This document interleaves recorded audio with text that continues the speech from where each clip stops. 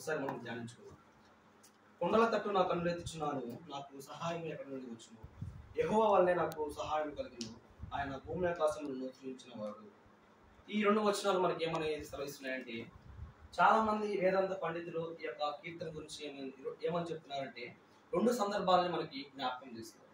మొదటిదేమో యూదులు అనబడేటువంటి వారు యెరూషలేము ప్రాంతానికి ప్రతి సంవత్సరము జరిగేటువంటి పండుగలకి హాజరవటానికి వారి యొక్క ప్రయాణాల్లో వెళ్తున్నటువంటి సందర్భాల్లో వారి యొక్క కీర్తన ఆ ప్రయాణాల్లో తోడుగా ఉండటానికి, దేవుడికి సహాయం అడగటానికి ఈ యొక్క కీర్తన రచించారని చాలా మంది వేదాంత పండితులు దీని గురించి చెప్తున్నారు. ఇంకొక సందర్భం ఏంటి అంటే, హిజ్కియా అనబడేటువంటి ఆయనకి, హిజ్కియా రాజు అనబడేటువంటి ఆయనకి అష్షూరు అనబడేటువంటి రాజు సైన్యానికి హిజ్కియా మీదకి యుద్ధాన్ని ప్రకటించున్నటువంటి సందర్భాల్లో, హిజ్కియా రాజ్యంలోకి అష్షూరు సైన్యము యుద్ధాన్ని ప్రకటిస్తున్నటువంటి సందర్భాల్లో హిజ్కియా సైన్యం అంతా కూడా బలహీనంగా ఉన్నది. ఆ బలహీనంగా ఉన్నటువంటి సమయాల్లో హిజ్కియాకి ఏం చేయాలో అర్థం కానటువంటి సందర్భాల్లో ఆ యొక్క సందర్భాల్లో ప్రవక్త అయినటువంటి యెషయా అనబడేటువంటి ఆయన కూడా హిజ్కియాకి తోడుగా ఉన్నాడు. ఈ సందర్భంలో యెరూషలేము ఆ యొక్క హిజ్కియా రాజ్యంలో ఉన్నటువంటి అన్ని కొండలన్నిటినీ కూడా విగ్రహాలుగా ఉన్నాయి. ఎవరు చేశారు? ఇశ్రాయేల్ ప్రజలు అనబడేటువంటి వారు దేవుణ్ణి మరలా మర్చిపోయారు. హిజ్కియా రాజు అయిన తర్వాత కూడా కొంతమంది ఆ యొక్క కొండ ప్రాంతాలన్నింటిని కూడా విగ్రహాలుగా చేసుకుని ఉన్నారు. ఇప్పుడు అష్షూరు సైన్యం అనబడేటువంటి వారందరూ కూడా హిజ్కియా రాజ్యం మీదకి దండెత్తడానికి వచ్చి ఉన్నారు. ఈ సమయంలో ఇప్పుడు హిజ్కియాకి సహాయం కావాలి.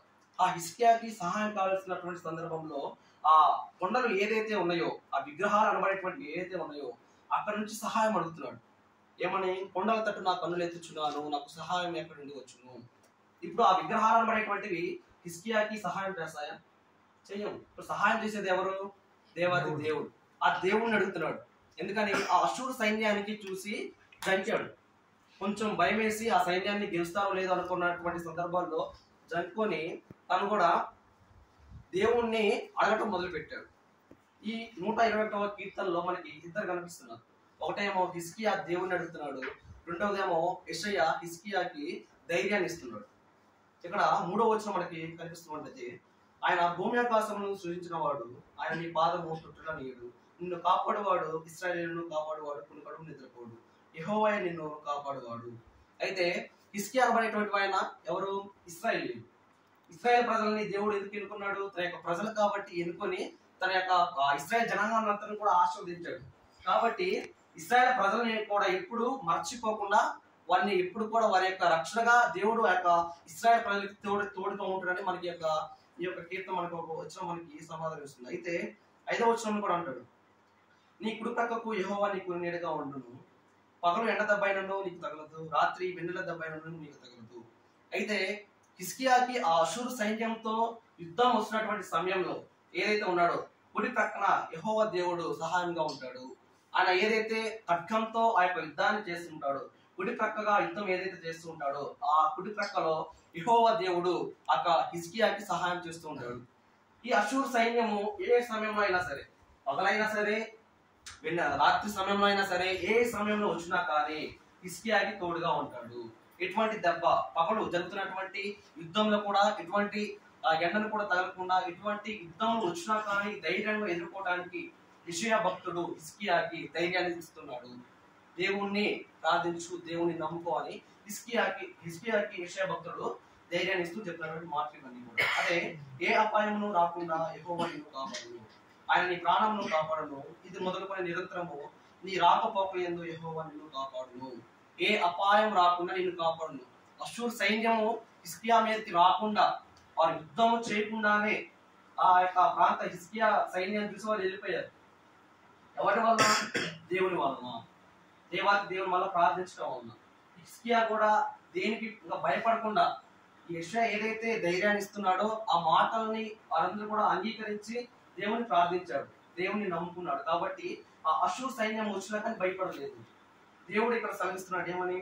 ఏ అపాయం రాకుండా యెహోవా నిన్ను కాపాడును, ఆయన నీ ప్రాణమును కాపాడును, ఇది మొదలుకొని నిరంతరము నీ రాకపోకలందు యెహోవా నిన్ను కాపాడును. తన యొక్క రాజ్యంలో రాకపోకలందు కూడా యెహోవా దేవుడు హిజ్కియా రాజకీయానికి తోడుగా ఉంటూ ఉంటాడు.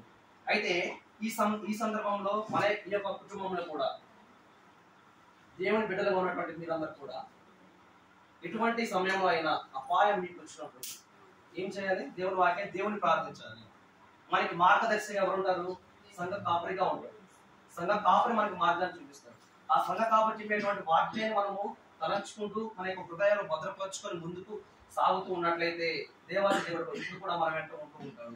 ఇప్పుడు ఈ యొక్క కీర్తనలో కూడా యెషయా భక్తుడు ఏ విధంగా అయితే హిజ్కియాకి ధైర్యాన్ని ఇచ్చాడో మీ యొక్క కుటుంబానికి కూడా సంఘ కాపరి అనేటువంటి వాళ్ళు కూడా మీకు ధైర్యాన్ని ఇస్తూ ఉంటారు. మీరు ఏం మర్చిపోకూడదు? దేవుణ్ణి మర్చిపోకూడదు. ఆయన యొక్క వాక్యాన్ని మీరు మర్చిపోకూడదు. ఆయన వాక్యాన్ని మీరు మర్చిపోయినట్లయితే, ఆయన నామాన్ని మీరు మర్చిపోయినట్లయితే దేవుడు మిమ్మల్ని ఆయన యొక్క నిత్య రాజ్యంలోకి వారసులు.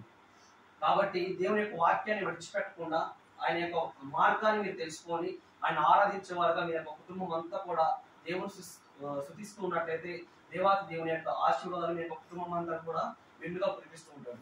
కాబట్టి ఈ మాటలన్నింటిని కూడా మీరు జ్ఞాపకం చేసుకొని దేవుని యొక్క ఆలయంలోకి, దేవుని యొక్క సన్నిధానంలోకి మీరు అందరూ కూడా ప్రతిరోజు ప్రతి పరిశుద్ధ ఆదివారం అప్పుడు కూడా మీరు అందరూ కూడా దేవుని యొక్క మాటలను మీరు అంగీకరించి ఆయన మాటల ద్వారా, ఆయన వాక్యం ద్వారా జీవించడానికి మీరు అందరూ కూడా ప్రయత్నం చేయాలని నా యొక్క మాటలు నేను ముగిస్తున్నాను.